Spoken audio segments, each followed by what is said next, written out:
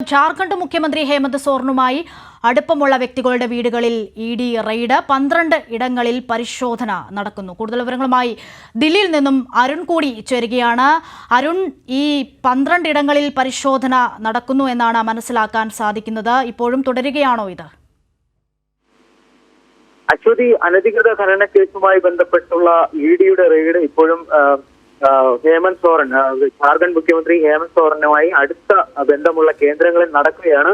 ഇതുമായി ബന്ധപ്പെട്ട് അനധികൃത ഖനന കേസുമായി ബന്ധപ്പെട്ട് ഹേമന്ത് സോറന്റെ പ്രസ് ഉപദേഷ്ടാവ്, മാധ്യമ ഉപദേഷ്ടാവ് പിന്റു എന്നറിയപ്പെടുന്ന അഭിഷേക് പ്രസാദിന്റെതിരെ ഫെഡറൽ ഏജൻസികൾ ഇപ്പോൾ റെയ്ഡ് ആരംഭിച്ചിട്ടുണ്ട്. അഭിഷേക് പ്രസാദിന്റെ വസതിയിലും സാഹിബ്ഗഞ്ച് ഡെപ്യൂട്ടി കമ്മീഷണറുടെ വസതിയിലും ഉൾപ്പെടെ 12 സ്ഥലങ്ങളിലാണ് പരിശോധന നടക്കുന്നത്. ആരോപണ വിധേയമായ ഭൂമിയിൽ മൊഴി രേഖപ്പെടുത്തുവാൻ ഇതുമായി ബന്ധപ്പെട്ടുള്ള മൊഴി ആവശ്യപ്പെട്ടുകൊണ്ട് എൻഫോഴ്സ്മെന്റ് ഡയറക്ടറേറ്റ് ഇന്നലെ സോറന് അവസാനത്തെ അവസരം നൽകിയിരുന്നു. ഇഡിക്ക് അയച്ച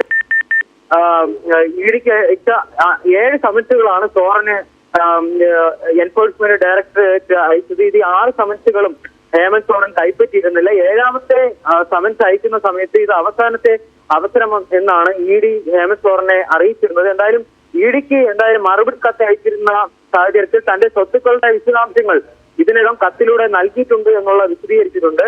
കൂടാതെ ഇതുമായി ബന്ധപ്പെട്ട് ഈ ഇഡി ഹേമന്ത് സോറനെ അറസ്റ്റ് ചെയ്യുമെന്നുള്ള തരത്തിലുള്ള വാർത്തകളും വന്നിരുന്നു. എന്തായാലും ഇക്കാര്യത്തിൽ ഒരു കൃത്യതയും സ്ഥിരീകരണവും റിപ്പോർട്ടുകൾ നമുക്ക് ലഭിച്ചിട്ടില്ല. എന്തായാലും ഇന്നലെ ഇതുമായി ബന്ധപ്പെട്ട് രാജിവെക്കുമെന്നും ഭാര്യ കൽപ്പനയെ മുഖ്യമന്ത്രി സ്ഥാനത്തേക്ക് കൊണ്ടുവരുമെന്ന തരത്തിലുള്ള റിപ്പോർട്ടുകൾ വന്നിരുന്നു. ഈ ഒരു പശ്ചാത്തലത്തിലാണ് ജാർഖണ്ഡ് മുഖ്യമന്ത്രി ഹേമന്ത് സോറനുമായി അടുത്ത ബന്ധമുള്ള അദ്ദേഹത്തിന്റെ മാധ്യമ സെക്രട്ടറിയുടെ വീട്ടിലും കൂടാതെ സാഹിബ്ഗഞ്ച് ഡെപ്യൂട്ടി കമ്മീഷണറുടെ വസതിയിൽ ഉൾപ്പെടെ 12 ഇടങ്ങളിൽ എൻഫോഴ്സ്മെന്റ് ഡയറക്ടറേറ്റ് റെയ്ഡ് നടത്തുന്നത്. അശ്വതി, ശരി, വിവരങ്ങൾ നൽകിയത് ദില്ലിയിൽ നിന്നും PJ അരുണാണ്.